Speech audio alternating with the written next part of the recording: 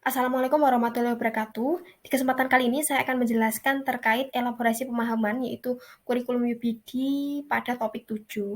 Jadi yang pertama, elaborasi ini instruksinya adalah kami disuruh mengkaji problematika pembelajaran UPD dalam artikel.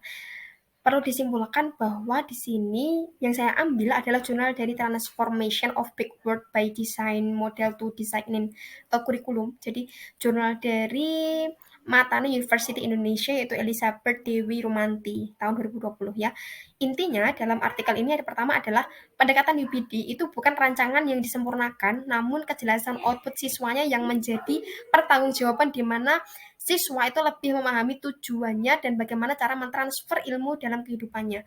Kemudian di sini yang kedua adalah pendidik itu perlu merancang pembelajaran. Jadi pembelajarannya adalah backward design. Jadi dibalik ya, kita harus memastikan dulu bahwa kira-kira hasil yang kita inginkan itu seperti apa. Jadi kita rancang dulu dari belakang hasilnya dulu, kemudian tujuannya apa dan baru langkah pembelajaran.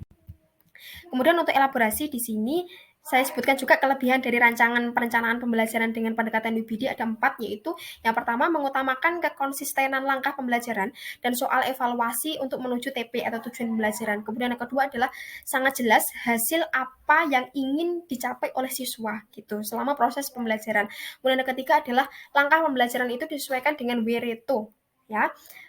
Dan soalnya itu dibuat secara kontekstual. Kemudian yang keempat adalah dalam proses pembelajaran, siswa itu berada pada pemikiran yang lebih tinggi. Selanjutnya di sini untuk kendala penyusunan dan peranan rancangan UPD, yang pertama adalah waktu ya.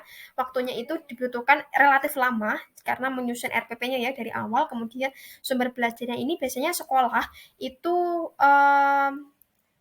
berlaku sumber belajar. Jadi sekolah itu biasanya selaku pihak sebagai sumber belajar ya, benar ya. Sehingga UPD itu mungkin membutuhkan waktu yang lama untuk dapat bukti yang tepat.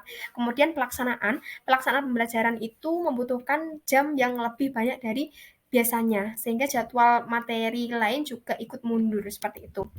Dan untuk pelaksanaan kurikulum UPD itu juga tidak hanya dari salah satu pihak, tetapi juga dari pihak yang lain seperti stakeholder, kemudian kepala sekolah, warga sekolah, kemudian ada wakakurikulum, guru, dan siswa.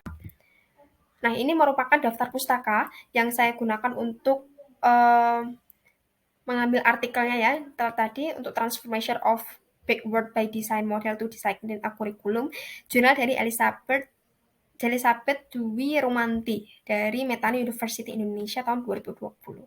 Terima kasih, sekian presentasi dari saya, kurang lebih mohon maaf. Jadi ditunggu video berikutnya.